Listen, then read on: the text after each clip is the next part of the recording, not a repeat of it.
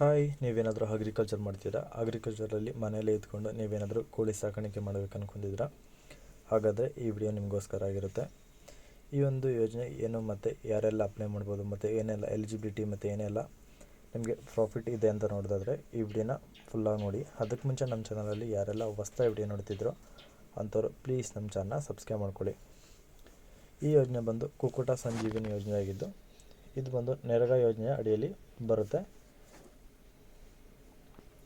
ಈ ಒಂದು ಯೋಜನೆ ಅಡಿಯಲ್ಲಿ ಯಾರೆಲ್ಲ ಕರ್ನಾಟಕದಲ್ಲಿರುವಂಥ ಗ್ರಾಮೀಣ ಮಹಿಳೆಯರಿರ್ತೀರೋ ಅವ್ರಿಗೆ ಆಗಿದ್ದು, ಇದ್ರ ಮೂಲಕ ನೀವು ಕೋಳಿ ಮರಿಗಳನ್ನ ಉಚಿತವಾಗಿ ಪಡ್ಕೋಬೋದಾಗಿರುತ್ತೆ. ಹಾಗೆ ಆ ಸಾಕಾಣಿಕೆ ಬೇಕಾಗಿರುವಂಥ ಶೆಡ್ನು ಕೂಡ ಉಚಿತವಾಗಿ ನೀವು ಸಹಾಯದ ಮೂಲಕ ಪಡಿಬೋದಾಗಿರುತ್ತೆ.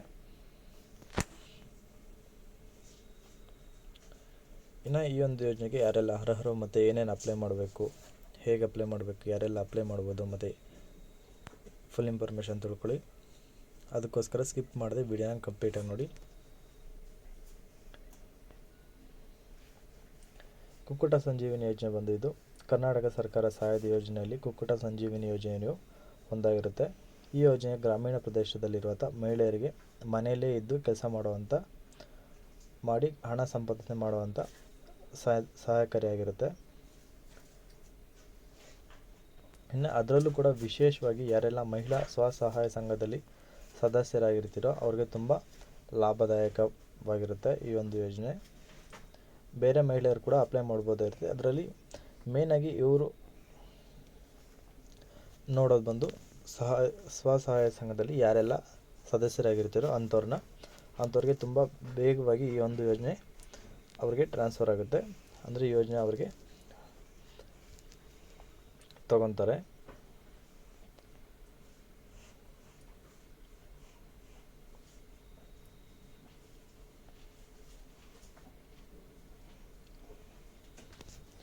ಇನ್ನು ಈ ಒಂದು ಯೋಜನೆಯಲ್ಲಿ ನಿಮಗೆ ಏನೇನು ಬೆನಿಫಿಟ್ಸ್ ಇದೆ ಅಂತ ನೋಡೋದಾದರೆ, ಮೊದಲನೇದಾಗಿ ಈ ಒಂದು ಯೋಜನೆಯಲ್ಲಿ ಉಚಿತ ನಾಟಿ ಕೋಳಿ ಮರಿಗಳು ಸಿಗುತ್ತೆ.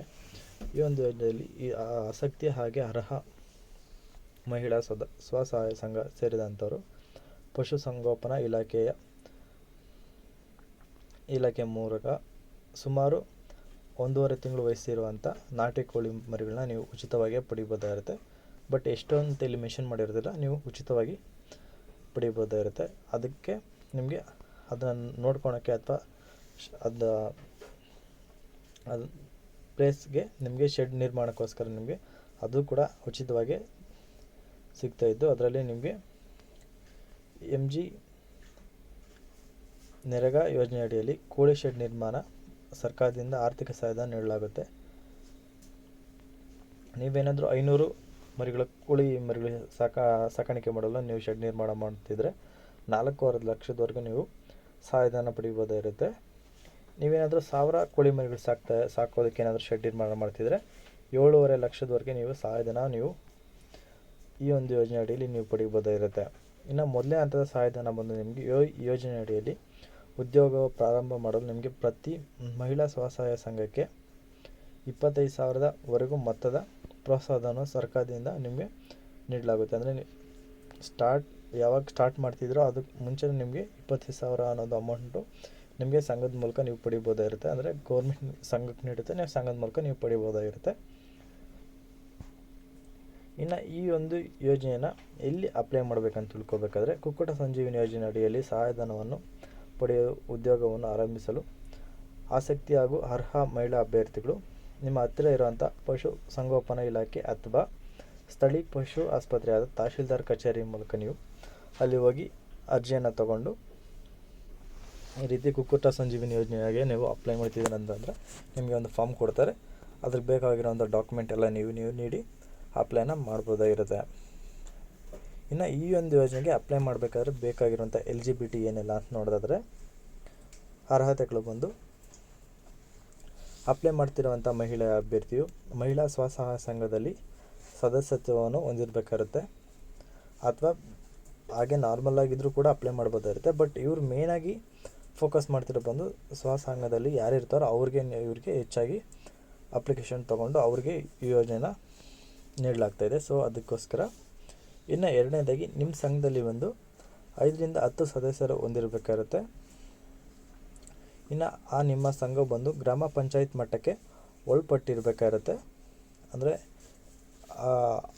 ಗ್ರಾಮ ಪಂಚಾಯತ್ಗೆ ಇದು ಸೇರ್ಕೊಂಡಿರೋ ರೀತಿ, ಅಂದರೆ ಒಂದು ಊರು ಹೇಗೆ ಗ್ರಾಮ ಪಂಚಾಯತಿ ಎಲ್ಲ ಇದಾಗಿರುತ್ತೋ ಆ ರೀತಿ ನಿಮ್ಮ ಒಂದು ಸಂಘವು ಗ್ರಾಮ ಪಂಚಾಯತ್ಗೆ ಆಗಿರಬೇಕಾಗಿರುತ್ತೆ. ಇನ್ನು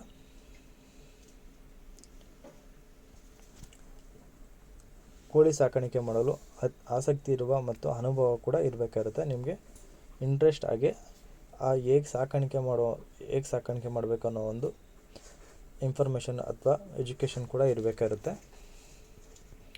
ಇನ್ನು ಏನೆಲ್ಲ ಡಾಕ್ಯುಮೆಂಟ್ ಬೇಕು ಅನ್ನೋದಾದರೆ, ಅಪ್ಲೈ ಮಾಡ್ತಿರೋಂಥ ಮಹಿಳಾ ಅಭ್ಯರ್ಥಿದು ಆಧಾರ್ ಕಾರ್ಡ್ ಇರಬೇಕಾಗುತ್ತೆ, ಮತ್ತು ಅವ್ರ ಹೆಸರಲ್ಲಿರುವಂಥ ಬ್ಯಾಂಕ್ ಪಾಸ್ಬುಕ್, ಮತ್ತು ಅವ್ರದ್ದು recent passport size colour photo, ಮತ್ತು